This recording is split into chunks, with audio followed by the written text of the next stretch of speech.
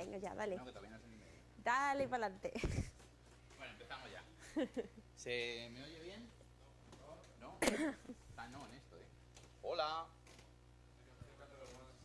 Hola. Ahí, vale. Salió una voz un poco rara.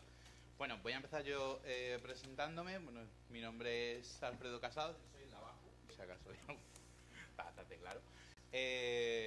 Bueno, y básicamente vamos a dar la charla a los dos. Yo trabajo en Codesite, como podéis ver aquí. Vamos a hacer publicidad gratuita, como hemos empezado un poco antes. Y bueno, básicamente nos dedicamos a ayudar a empresas y ayudar a equipos, sobre todo a mejorar con sus prácticas, introduciendo temas pues como cosas de las que vamos a explicar aquí, de testing y demás, en general buenas prácticas de diseño, de desarrollo. Hacemos software a medida, pero siempre teniendo en cuenta que digamos que el nexo de unión de todas las personas que pertenecemos a Codesite es que, bueno, pues estamos muy metidos, nos preocupan mucho las buenas prácticas y creemos mucho en eso, ¿no?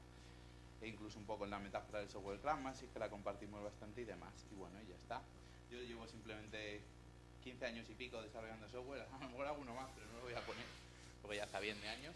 Y bueno, siempre he participado mucho en comunidades como Agile Spain, la comunidad de software Scrum, la antigua comunidad de Java Hispano y demás. Y no me enrollo más. Sí. Es que me han dicho antes que no me lo acerquen mucho y yo soy muy obediente. Pero ni Que mucho lo ni diga la poco. jefa. Y nada, ahora sigue tú. Dame el mandito. No, el mandito. Bueno, yo soy Laura Morillo. Yo trabajo como desarrolladora de software actualmente en SIGTAG, que es una pequeña startup, y en la que, por cierto, estamos buscando tanto desarrolladores front como backend y trabajamos con tecnologías muy chulas y hacemos cosas muy chulas. Así que si a alguno le interesa, pues me puede contactar y le paso información. Y llevo algo más de 9 años trabajando pues con un montón de tecnologías diferentes. Es lo bueno. A mí me gusta siempre aprender muchas cosas diferentes.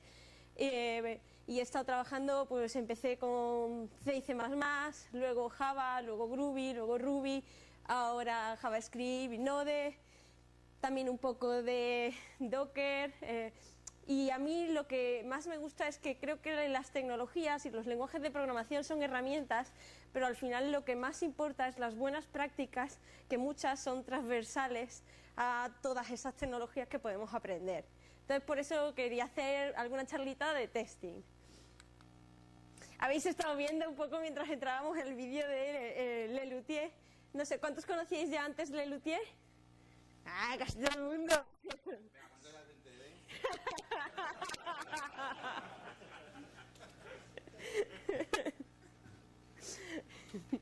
A mí me encanta la canción de Lo vas al cuarto de baño, creo que viene bastante relacionada precisamente con el tema que queríamos tratar hoy. Y es Testing on the Toilet. Lo primero es un poco un warning de licencia, y es que, bueno, los materiales de los que estamos hablando son materiales creados por Google con la licencia Creative Commons Attribution Share Alike, y nosotros hemos cogido una serie de papers que ellos han creado y los hemos ampliado, los hemos explicado algunos a nuestra propia manera, así que las opiniones son mías propias o de él, no son quizá a veces lo mismo que expresa quien publicó esto de Google, pero bueno, la idea básica es de ellos. Pero, ¿qué es eso exactamente de Testing on the Toilet? Probando desde el baño. Bueno, pues un día un grupo de voluntarios se juntaron para decidir que querían encontrar alguna forma buena para poder mejorar y un poco dar difusión entre los diferentes equipos a alguna serie de técnicas que estaban empezando a probar y que veían que funcionaban. Entonces, yo me imagino esa reunión. Un día un equipo sentado en una mesa diciendo, a ver, ¿qué podemos hacer? ¿Qué hacemos? ¿Cómo? Porque, a ver, las newsletters están muy vistas y acaban en spam. Una conferencia, montamos una conferencia, pero necesitas que la gente tenga tiempo ese día. Un libro, pero es que la gente no va cargando con libros ya, y aunque sea en ebook, la gente no tiene tiempo de leerse tochos muy gordos, necesita cosas rápidas para leer. Y yo creo que alguien tuvo que decir, no hay huevos a ponerlo en el cuarto de baño. Y es que es un sitio bueno, porque al final, ¿acaso hay alguno que no pasa nunca por el cuarto de baño de su oficina? No creo, ¿no? Entonces, parece que era una buena idea que podía funcionar. ¿Por qué no utilizar ese mecanismo como difusión. Así ya la gente no se tiene que andar cargando con su libro, con su teléfono móvil cuando vaya, va a tener siempre algo de material para ahí para poder pasar el rato. Pero es que además lo llevaron incluso un poco más allá y decidieron un año crear los Testing on the Toilet Awards y decidieron dar como premio un váter a aquellos que habían propuesto los mejores papers de Testing on the Toilet. ¿Quién no querría tener en su mesa de despacho uno de estos? Yo quiero que lo repitan para proponer yo algún paper. Pero bueno, sobre todo al final nos servía como excusa porque muchos papers que van proponiendo, ellos te los ponen disponibles para que tú te los puedas incluso bajar, imprimirlos y ponerlos en los cuartos de baño de tu oficina, como habéis podido ver muchos que hemos decidido hacer en los cuartos de baño de aquí de la universidad, porque queríamos que precisamente cuando vinierais a la charla hubierais podido experimentar en primera persona lo que suponía el tener ese material disponible y ver cómo, de útil o no, podía resultar. Y así de esa forma nos servía de hilo conductor para ir revisando algunas de esas buenas prácticas que creemos que son muy importantes. Me toca. Sí. Me toca.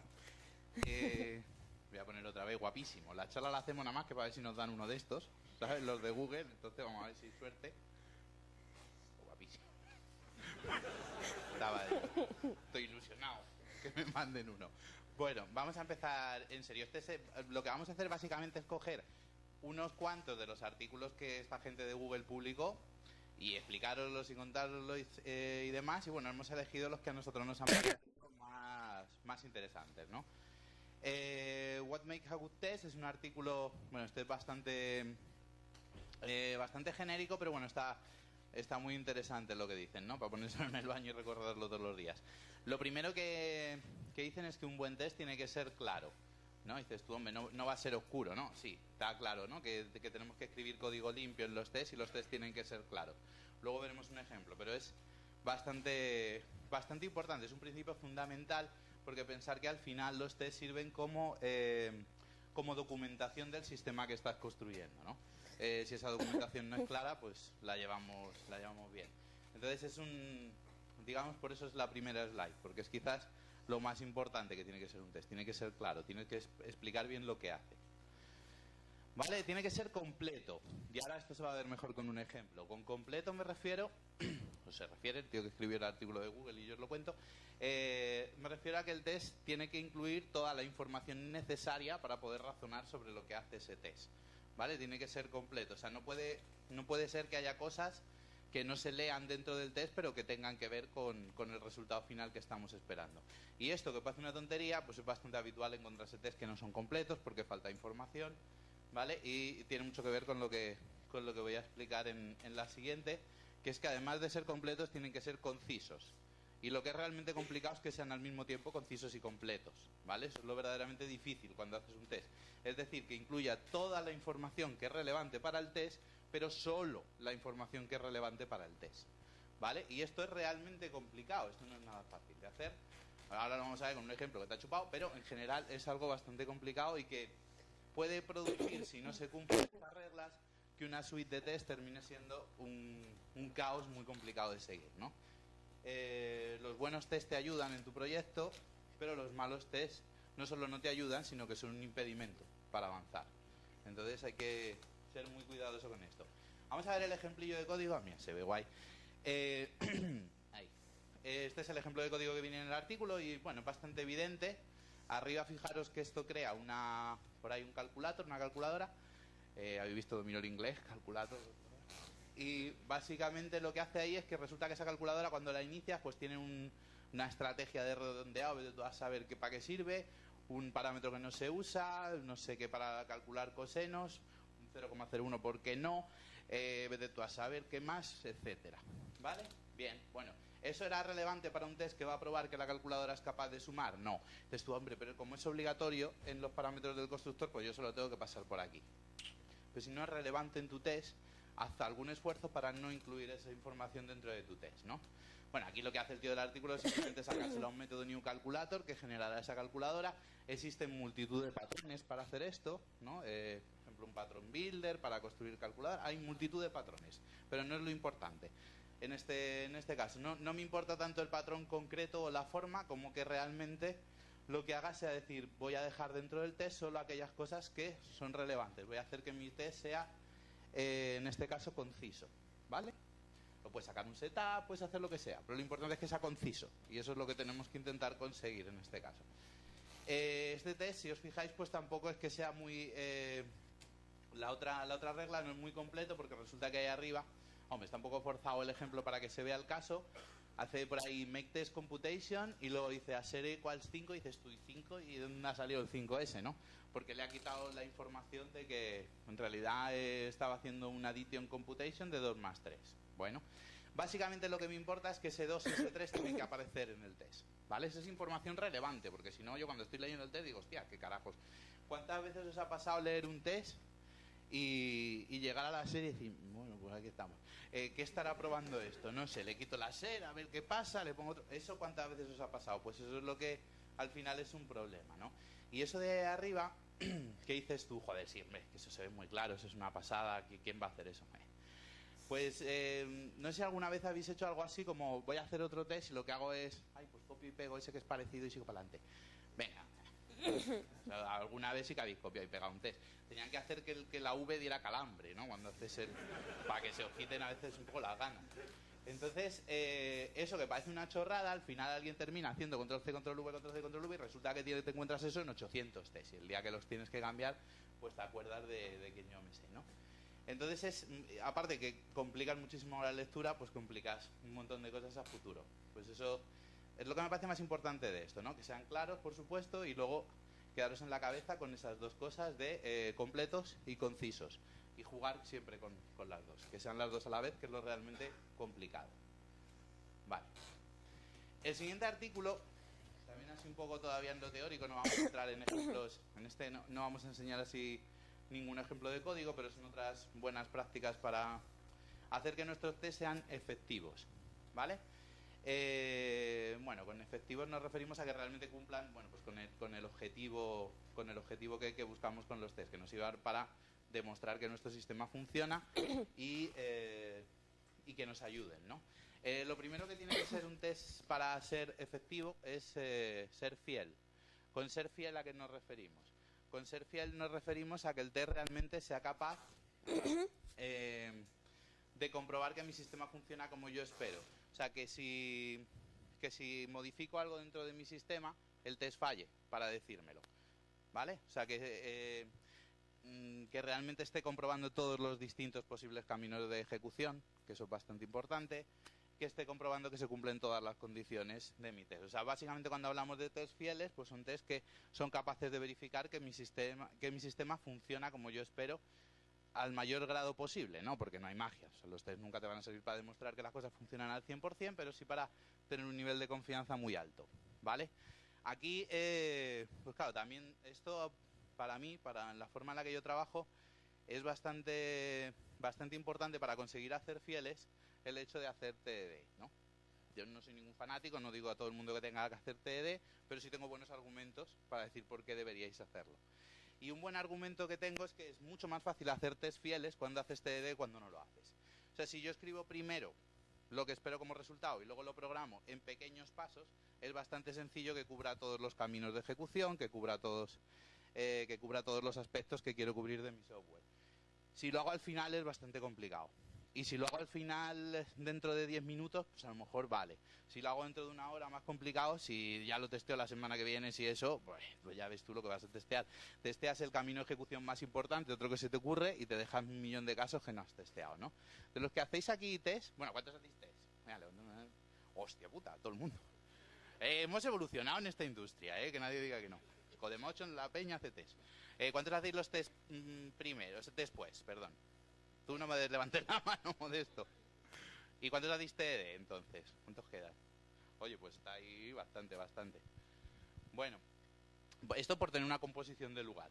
Pero, y para intentar convencer, bueno, aquellos de que los que hagáis los test al final y tal, pues daros algún argumento para que lo intentéis hacer primero, ¿no? No os voy a decir ninguna verdad. Si no hacéis TDD, no sois buenos programadores. No, eso no. Que he crecido, eso lo decía antes, pero ya no digo esas cosas. Además, porque no es verdad.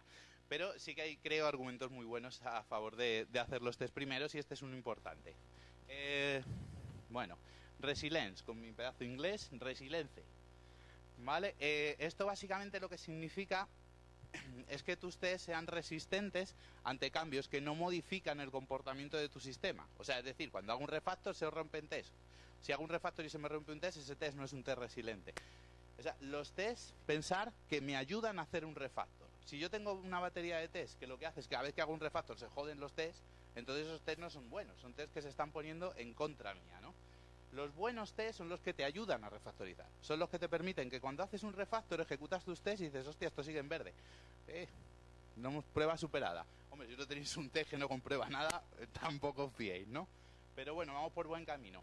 Pero claro, esto típico de, joder, es que he refactorizado esto y se me han roto 40 tests seguidos. Esos tests a lo mejor están muy acoplados a tu implementación. Luego veremos en otras slides algunos casos, ¿no? Entonces, ahí es un poco una característica importante, ¿no? Que tus tests sean resistentes a ese tipo de cambios. Y luego que sean precisos. Esto me gustaba del artículo bastante, porque es algo que a veces se nos olvida. Y es cuando se habla de, y vuelvo otra vez al tema, cuando se habla de TDD, se habla del ciclo de rojo... se me ha olvidado. Rojo, verde, refactor, ¿no? Rojo no es rojo, ¿vale? O sea, rojo no es cualquier rojo. Debería ser naranja, a lo mejor rojo oscuro, no sé cómo, pero es rojo, un rojo de puta madre, verde refactor.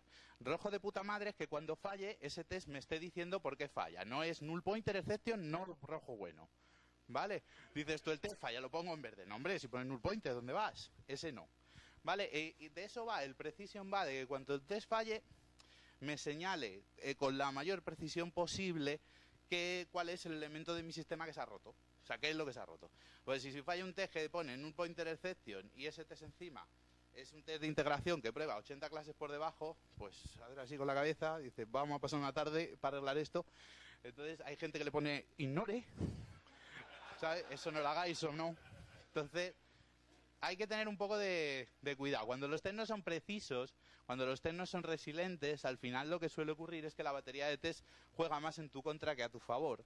Y estás un poco jodido. Y eso a veces suele terminar, por desgracia, en que la gente termina abandonando esos test. Muchos esfuerzos de testing, porque hay que hacer mucho esfuerzo. Quien nos diga que debo hacer testing es fácil de decir de mi parte, que no tiene ni idea de lo que dice, es muy complicado. Entonces, mucha gente hace muchos esfuerzos para conseguirlo, características, pues al final se terminan abandonando, ¿no? Porque es muy complicado. Y viene por aquí la jefa, que le toca la siguiente y me quita el micro. No, el micro no. Ah, no, el cacharro. Solo te quito el mando. Y precisamente una de las cosas que van a influir mucho en esa precisión que queremos conseguir es el ser capaces de escribir nombres descriptivos para nuestros test. Vamos a hacer un pequeño ejercicio. Os voy a poner ahora un código durante 3 segundos y luego os voy a hacer una pregunta. 1, 2, 3.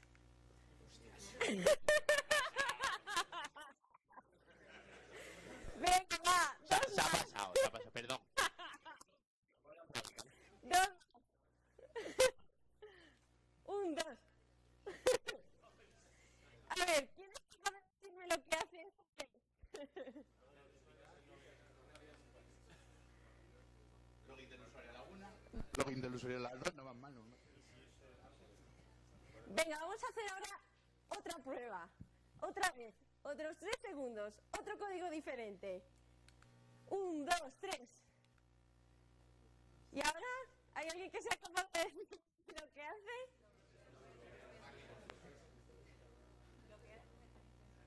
¿Habéis sido capaces de verlo mucho más rápido en el segundo? Porque el tiempo, de hecho, en el otro se da más intensos. Y en el segundo sí que están haciendo exactamente lo mismo. Lo único que varía... No, eso es mentira. Soy como cognitivo.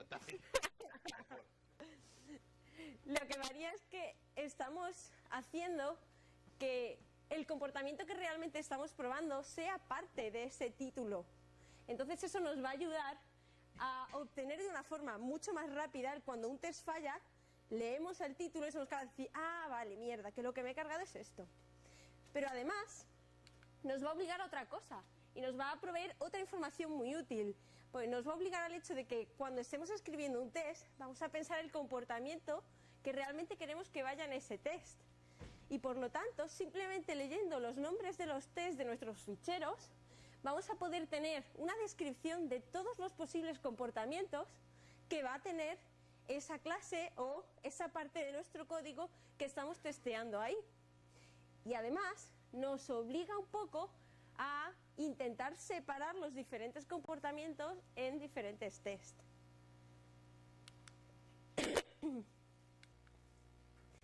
Ahí posiblemente la letra es un poquito más pequeña aquí todavía. Pero bueno, esto era un ejemplo, yo buscando, venga, fallos de test por internet. Y quería ver, porque la gente por lo general escribe pues el nombre del método y punto. Sin embargo, hay gente que no, que intenta realmente currarse los tests y añadir un mogollón de información. Entonces tenemos aquí, por ejemplo, el test add string and get string with contains for single string so works. Se ha añadido un montón de texto, pero el problema es que no dice nada. Y lo peor vienen los dos últimos, porque ya tenemos el test add string and get string with contains for multiple string not works 1. Y luego la versión 2. La verdad es el que... número se da puntos. Los nombres de los test. Eso para notar. Entonces, lo que quiero decir precisamente es que añadamos información, pero que añadamos información con sentido y que realmente cuando tú leas esto la semana que viene o el mes que viene te diga algo. No te dé un montón de palabras con una línea así de larga que sigue sin decir nada.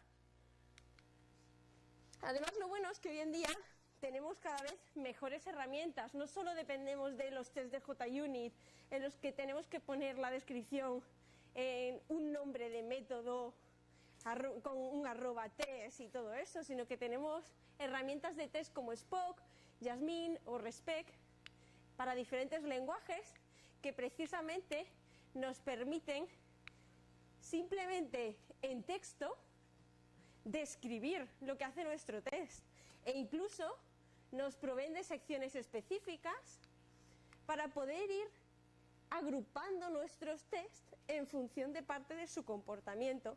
De esa forma también va a ser para nosotros mucho más rápido el encontrar, por ejemplo, todos los tests relacionados con los fallos en el login o los éxitos del login. Nos resulta mucho más fácil y más preciso precisamente encontrar esa información. Y otro de los consejos que se nos dan desde estos artículos de Testing on the Toilet es el de no meter lógica en nuestros tests. Y es que si nosotros vemos este test, por ejemplo, se trata de pues una especie de carrito del que queremos obtener el precio total de una serie de artículos. Entonces tenemos que añadir más de un artículo. Posiblemente si vemos que hemos hecho un bucle for, nos va a chirriar un poco. Porque meter un for, un if, un bucle en general, y chirría un poco el meter lógica. Aunque esto a veces también puede chirriar porque te dices, bueno, es que estoy duplicando cosas. Entonces, ¿qué preferimos? Tenemos que encontrar un poco un balance entre si estamos realmente duplicando comportamiento o si estamos añadiendo quizá complejidad que puede hacer que nuestros test fallen de una forma inesperada.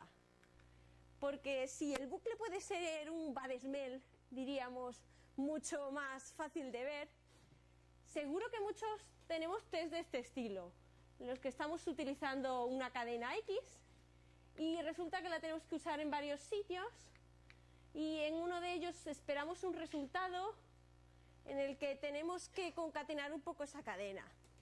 Y dices, ¿qué hago? ¿Duplico la cadena o me saco la cadena a una variable? Porque total, es una concatenación, ¿qué problema va a haber?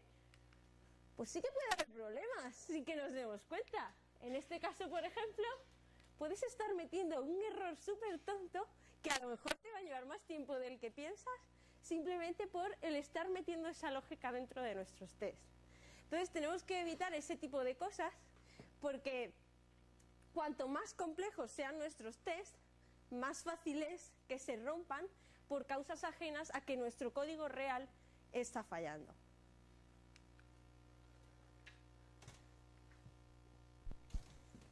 Vale, esta me toca. Test Behavior Not Implementation, este es un clásico también. Tiene mucho que ver con lo que estaba contando al principio de la resiliencia, vaya palabra, ¿no? No sé si existe en castellano, si no, pues bueno, me lo perdonáis, que como lo he explicado antes. Vale, entonces...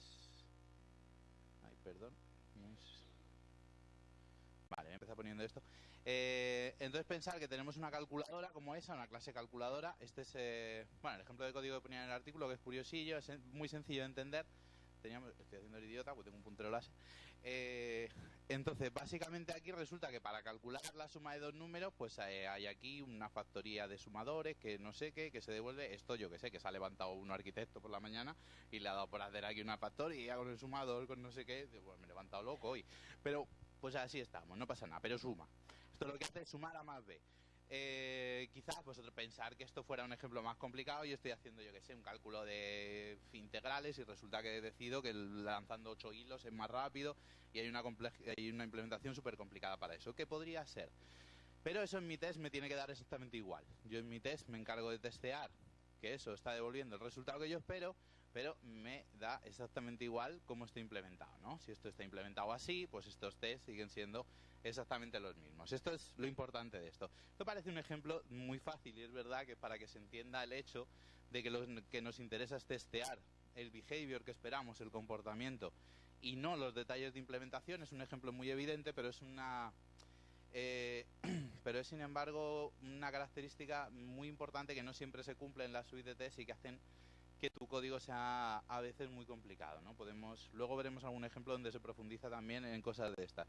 Pero quedaros con la idea de que lo fundamental es que mis tests prueben el comportamiento esperado y que me da un poco igual cómo está implementado ese comportamiento, o me tiene que dar igual cómo está implementado ese comportamiento, ¿vale? En general, ¿no? Porque esto es todo, la verdad es que tiene muchos matices, pero en general eso es una buena idea. O sea, si yo refactorizo esto y lo convierto en esto, porque este día me levanté arquitecto y aquí me he levantado bien, he dormido mejor, entonces lo hago así, digo, hostia, se me ha ido aquí la olla. Pues mi test me sigue funcionando igual, ¿no? Vale, test behavior, not methods. Parece lo mismo, pero no exactamente igual, pero es parecido, pero a lo que nos lleva esto es a que cuando testeemos algo, bueno, antes de poner el ejemplo, a que cuando testeemos algo, nos centremos, que es lo fundamental de estos dos, por eso los hemos puesto seguidos, nos centremos en testear el comportamiento y no tanto los métodos o las clases donde aquello está implementado, ¿no? Evidentemente tendremos que testear a través de una clase un método, pero intentar centrarnos en testear el comportamiento. Esto, una cosa me hace mucha gracia, no sé, cuando usáis un IDE o alguna cosa de esta, no sé si le habéis dado alguna vez a un botón, tienes una clase, le das un botón que dice generate clase de test, ¿no? Y te genera una clase de test. Entonces te genera una clase que pone arriba el mismo nombre a barra test y luego para cada método te genera una cosa que pone test y el nombre del método, ¿no? Puta madre, es un generador de malas prácticas eso, ¿no? Es un autogenerador de código basura. ¿Qué es para lo que sirve en este caso? O sea, un método te genera una clase, un método de test para cada método de tu código. Eso es totalmente absurdo, ¿no? No tiene ningún sentido. O sea, a mí me interesa probar comportamientos, no los métodos que tenga. Probablemente no tenga un test, sino que tenga un montón de test por cada método. Así que, básicamente, cuando le dais a ese botón del IDE, pues lo que tenéis ahí es un generador de mal código automático, estupendo, que mejor no usarlo nunca, ¿no? Los tests, los nombres de los tests son algo tan importante que no se lo dejes a un IDE que los escriba. Escríbelos tú. No es tu negocio, es lo que define tu sistema, es fundamental, ¿no? Que una herramienta automática te escriba eso no parece una gran idea. Entonces vamos a ver este caso, ¿no? Aquí en este caso, pues entendemos que tenemos un método procesar transacción, un poquito genérico, entonces tenemos nuestro bonito test process transaction, a tomar por saco, y cuando se procesa la transacción, pues resulta que hacemos aquí varios assert, hacemos un assert que dice que en el interfaz de usuario estamos pintando este texto, ¿vale? No os preocupéis por los detalles, o sea, quedaros con esa idea. Estamos testeando que tenemos un email, ¿vale? Cuando miramos el usuario, los emails que ha recibido, tenemos uno, y estamos testeando que ese primer email, pues este de aquí es el subject, o bueno, el asunto del email. Bueno, pues esto estamos como poco testeando un par de cosas diferentes en el mismo test. Estamos testeando que cuando termina este método de procesar la transacción, escribimos algo en el interfaz de usuario, y además estamos testeando que enviamos un mail, y por ahí estamos haciendo eso, ¿no? Eso es lo que hace este método. El método hace dos cosas, evidentemente, pero estaría bien que yo tuviera un par de test para cada caso. Por varios motivos, y mapeándolo un poco con lo que os contaba al principio. Por un motivo de claridad, porque va a ser bastante más claro, y por un motivo de precisión, ¿no? Porque cuando falle el test, me gusta que ha fallado. Que no he enviado el correo o que no he pintado en el interfaz de usuario. Estaría bien que tuviera un test para cada cosa, ¿no? Que no, tampoco cuesta mucho. Y al final, pues lo que hacemos es separar esto en un par de tests. Un test que me verifica que esto hace el display de la notificación y otro test que me verifica que esto, pues... en este caso, pues que está haciendo lo que tiene que hacer y que me llega un email y no sé qué. Entonces lo separo. Esto a veces se malentiende como una regla que se suele decir, de estas típicas reglas tontas, de cada test debería contener solo una assert. Bueno, eso no es muy cierto. Cada vez debería probar una sola cosa, pero una sola cosa no implica un solo assert. Implica una sola cosa desde el punto de vista de tu negocio, de lo que tú estás probando, ¿vale? Si yo estoy probando que envío emails, pues pruebo que envío un email. Si necesito 7 assert para comprobar que envío un email, pues pongo 7 assert. Lo puedo intentar extraer y hacerlo más bonito para que en el test quede uno solo. Pero quedaros con la regla de que no tengo que tener un test por cada método, de que no tengo que tener un test por cada clase, sino que lo que es fundamental es que tenga un test por cada posible comportamiento de mi sistema, ¿vale? Y pensar en comportamientos como algo que no exactamente se mapea con una clase o con un método, ¿vale? Eso es lo fundamental de estos dos artículos, que os quedéis con esa ideilla.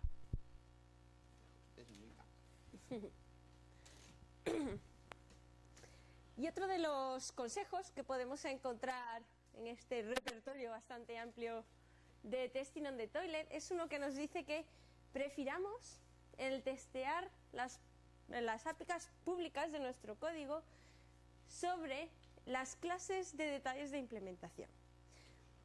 Este es bastante abstracto visto así. Vamos a verlo con un ejemplo. Supongamos que nosotros tenemos esta clase UserInfoValidator. A ver, que levanten la mano todos los que creen que esta clase tiene que tener sus tests. ¿Nadie la testearía? Ahí veo mucho indeciso, ¿eh? ¿Tenéis miedo de que sea pregunta trampa? Chicos listos, ¿eh? Pues sí, puede que tenga algo de trampa. Esto es una clase, ¿no? Es una clase, en principio, tiene su comportamiento de validar una información de un usuario y nos lanza una excepción si la fecha de nacimiento es en el futuro. Entonces, bueno, tiene una lógica ahí, ciertamente. Pero ¿y qué pasa si lo que tenemos es esta otra clase, UserInfoService, que es la única clase que usa esa otra clase, o que es el único usuario de esa clase y que ya tenemos testeado el comportamiento de esta clase y de la otra a través de los tests de ella, porque ya tenemos todo el posible comportamiento de esa otra clase testeado aquí. ¿Quién piensa que deberíamos estar igualmente testeando por separado? Nada. Sí, hay algunos. ¿Quién piensa que deberíamos estar usando mocks aquí? Nadie piensa. Ah, sí.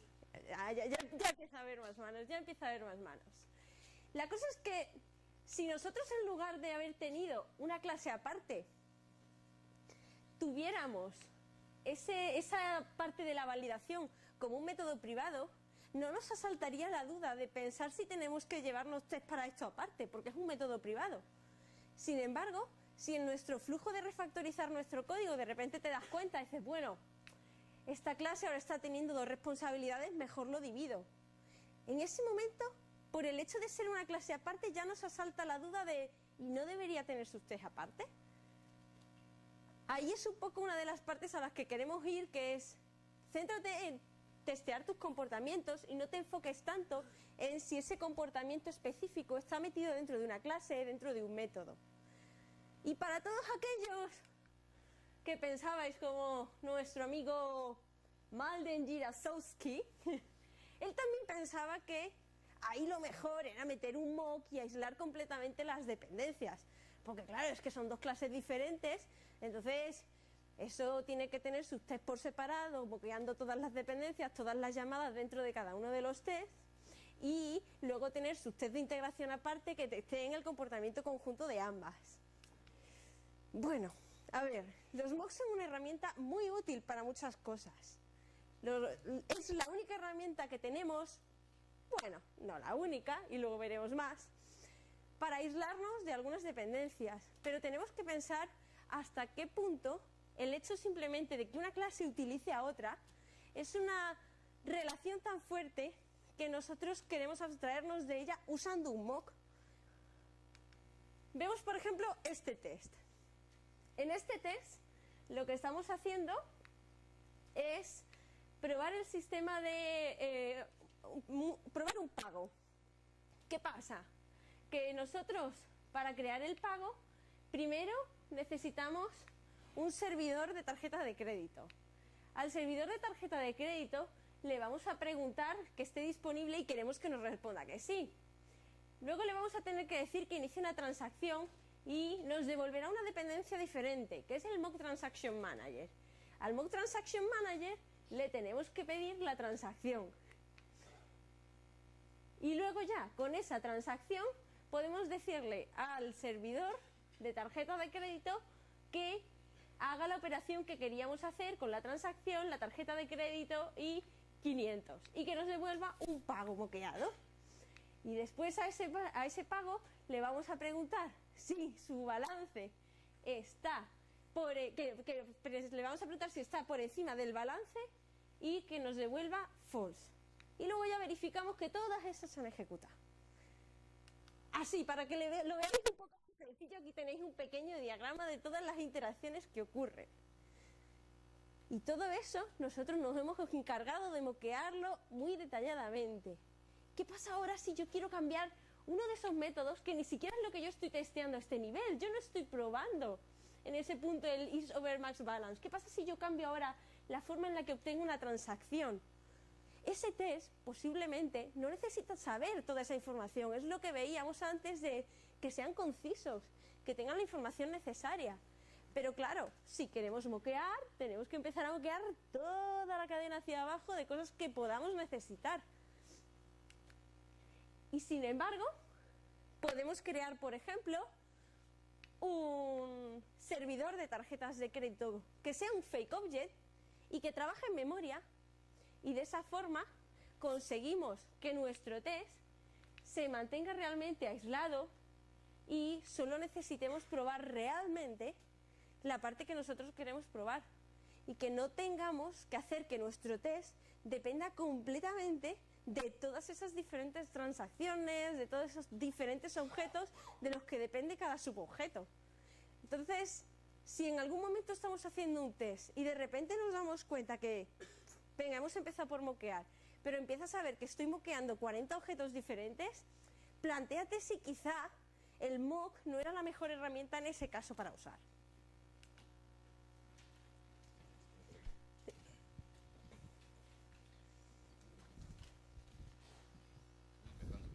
Perdón, me voy para atrás. Guapísimo este test. Como este he hecho yo, me he hinchado a hacer de este estilo. O sea, yo he moqueado JDBC. O sea, no te digo más. Pero tranquilamente, sin ningún problema. Así empecé, ¿no? Tenía, de hecho, test como esos. Tenía una pila de 300 test que fueron a la basura. Una mañana me levanté Clarity, ¿sabes? Dije, se ha acabado esto ya. Pero bueno, esto es un fallo muy típico cuando se empieza a testear, que y de este siguiente chain de texto tiene mucho que ver, bueno, que es la obsesión unitaria, ¿no? El pensar que una unidad es una clase y hay que separarla de todo lo demás para poder testearlo, y llega un día, pues te iluminas un poco y descubres que tu unidad de testing no es la clase, es el behavior o el comportamiento, y entonces tus tests cambian y empiezan a servir para algo. Este artículo de Chain Detector Test a lo que se refiere precisamente es a los tests que no son resilientes, a aquellos tests que son un problema, que no están testeando nada, ¿no? A los tests que lo único que hacen es confirmar que tu código lo has escrito como lo has escrito, que eso está de puta madre, no vale para nada. Después de estos hay... Entonces este test, por ejemplo, pues aquí hemos decidido que para calcular una cesta de la compra, que tiene un descuento, que no sé qué, que no sé cuánto. Bueno, pues son 2 productos y luego un descuento del 15%, y entonces voy en el Excel y pongo la fórmula. Claro, porque como lo tengo esto aquí, saco variables, ¿sí? Pues para qué pongo la fórmula. Está bien, es que si no duplico conocimiento, ¿no? Entonces decido que pues ahí estamos. Entonces, claro, que pone lo mismo que en el código que lo implementa. Este es un ejemplo un poco artificial, estoy de acuerdo, pero podéis encontrar ejemplos como estos seguro en muchas suites de test, donde cuando estás haciendo la comprobación estás haciendo el mismo cálculo que haces dentro del código, o estás haciendo, a lo mejor no llevado al extremo de exactamente el mismo cálculo, pero sí que hay determinadas partes que estás calculando exactamente igual. Y esto básicamente pues para lo único que sirve es que para que cuando cambies tu forma de calcular pues el test se rompa, pero vamos, que no te ayuda en absoluto, ¿no? Este test tiene valor cero, en realidad no tiene valor cero, tiene valor negativo porque hay que mantenerlo y es un costo, ¿vale? O sea que test como estos pues no sirven para mucho, ¿no? Tenemos los test, pensar en cuando escribís un test, a mí me gusta pensar cuando escribo un test como un ejemplo, como un caso de uso, como un posible escenario. Entonces yo ahí le pongo 10, 10 y abajo voy y pongo a pero 17, que es lo que tiene que salir, y ya está, porque es un ejemplo. Y eso va a ser mucho más fácil de leer para la persona que llegue, y es un ejemplo de cómo debe de funcionar mi sistema ante ese escenario. Y eso es lo que realmente quiero testear, ¿no? Si le coloco aquí la formulilla esta, pues no me sirve para nada. Eso sí, extraigo variables, reduzco, no tengo duplicación, pero no vale para nada. Vale, otro caso muy habitual, que este es el que venía en el ejemplo del artículo y está muy relacionado con lo que decía Laura antes, es cuando tengo un test que lo único que hace es verificar lo típica clase que tenemos por ahí que coordina cosas, ¿no? Típica clase que lo que hace es llamar al servicio page, que trae un resultado, que luego llama al servicio Gramenauer, que luego llama al otro, ¿no? Lo típico. Pues, y lo único que tengo es un test que hace un mock de que primero se llama una cosa y luego se llama la otra. ¡Ole! Eso no vale para nada, ¿no? O sea, sí, no, hombre, para ver que está bien coordinado. Yo qué sé. Haz un test de integración de esa parte si quieres, ten esto bien testeado, pero estos tests en realidad no te están aportando gran cosa, ¿no? Depende del escenario. Esto si os leéis un libro por ahí que se llama Growing Object Oriented Guided by Test, un GOS para los colegas, es un libro que está muy bien y propone, o les gusta mucho este tipo de testing de interacciones, lo que pasa que lo hacen mucho, lo hacen bien y en su contexto tiene cierto sentido. Pero a mí es un estilo de testing que la verdad es que no me gusta nada, me parece muy complejo. Y generamos un montón de test que lo único que están es absolutamente acoplados a la decisión de diseño. Si yo mañana decido que esto, llego yo y digo, joder, FISPA se compara el nombre puesto aquí, esto no me gusta, lo voy a dejar en un solo proceso, pero se sigue comportando igual, resulta que el test se rompe y no he cambiado nada, ¿no? El behavior sigue siendo el mismo. Entonces, en general no es una buena práctica. Había alguien que decía por ahí que cuando hagas un test intentes pensar en testear aquello que quieres conservar. Testea aquello que quieres conservar para el futuro. Si yo estoy seguro que siempre, toda la vida, esto va a ser así, pues entonces a lo mejor tiene sentido, ¿vale? Pero no es lo normal. Vale. Este siguiente, Know Your Test dobles. Este es interesante, en realidad no es tanto un artículo de buenas prácticas como un artículo para que empecemos a tener, bueno, a hablar un poquito bien cuando hablemos de dobles de prueba y no decir siempre mock, que siempre decimos mock. Bueno, mock no. Mock es un tipo concreto de doble de prueba, hay otros, y esto deberíamos conocerlo, ¿no? O sea, alguien que no sepa qué es un stub, qué es un mock, qué es un spy, y qué es un fake, y qué es un dummy, y no sepa diferenciar esto, bueno, pues primero lee test, hombre, y luego ponte a hacer unos test, pero no al revés. Sí, es muy sencillo en realidad, ¿no? Tenemos un stub, que un stub es cuando tú configuras algo para que te devuelva una serie de cosas. Lo típico de, tengo un repositorio que me devuelve un usuario, pues le hago un stub. Cuando te paso ID1 me devuelve tu usuario. Eso es un stub. ¿Vale? Solo devuelve cosas. Un spy, que es donde más confusión hay. Un spy es un objeto que se guarda las llamadas que le has hecho y luego puedes verificar que has llamado a X ¿vale? Que has llamado a A o a X, ¿no? En este caso, pues le pasas el Access Manager y este servicio de aquí, luego puedes comprobar que has llamado al método isAuthenticated. Y un mock funciona bastante distinto y la verdad es que los usa poca gente, es mucho más habitual el uso de spies. O sea, es gracioso que el doble que menos se usa de todo sea el nombre que le damos a todos, ¿no? O sea, mock, pues en realidad casi nadie usa mocks. Un mock es algo que tú configuras previamente y cuando llamas al objeto que interactúa con ese mock, se tiene que comportar exactamente como tú has definido previamente, y si no se comporta exactamente como tú has definido previamente, pues luego en el verify te falla, ¿no? Estoy usando una librería de Java que se llama EasyMock, y esto es, bueno, no recuerdo, pero esto parece Moquito, ¿no? O algo así. Fijaros, Moquito, vaya nombre para una librería de Spice. Oiga, Se nos ha escapado el nombre. Y un fake es cuando tú te implementas el objeto tu bola, ¿no? Por ejemplo, un repositorio, y decides hacer un repositorio en memoria para implementártelo pues un poco como quieras, ¿no? Y tiene sus ventajas. Y voy acabando, que me meten prisa. Sigue usted. Claro. Bueno, simplemente que sobre los fake objects comentar pues algunas pautas que se dan, que si os interesa tirar más de fake objects, lo que estaría genial es que, bueno, ellos son muy útiles cuando no puedes utilizar la implementación real, que lo ideal es que esos fake objects sean creados y mantenidos por la misma persona que crea la librería original o la dependencia original. Un caso es Gorm, donde, por ejemplo, nosotros tenemos nuestro acceso a base de datos normal, pero ellos también te proveen para los tests una implementación que funciona en memoria. Y entonces eso nos permite no depender de una base de datos cuando estamos ejecutando nuestros test unitarios, pero también nos permite no tener que crearnos nosotros nada específico. Y si tenemos que crearnos algo específico, lo mejor es que intentemos ir al nivel más bajo. Y que además estaría bien que si hacemos fakes de nuestros propios objetos, tengamos unos tests para verificar que realmente el comportamiento del fake y del objeto real es el esperado en ambos casos. Y eso es todo. Así que espero que si os han gustado, están disponibles en la página web de Google todos estos ejemplos. Os los podéis descargar y colgarlos en los cuartos de baño de vuestras oficinas. Y simplemente recordad que estamos contratando, por si a alguien le puede interesar, puestos de front y de back. Y nos hemos quedado sin tiempo, pero bueno, si alguien quiere acercarse para hacer alguna pregunta o algo, eso es todo.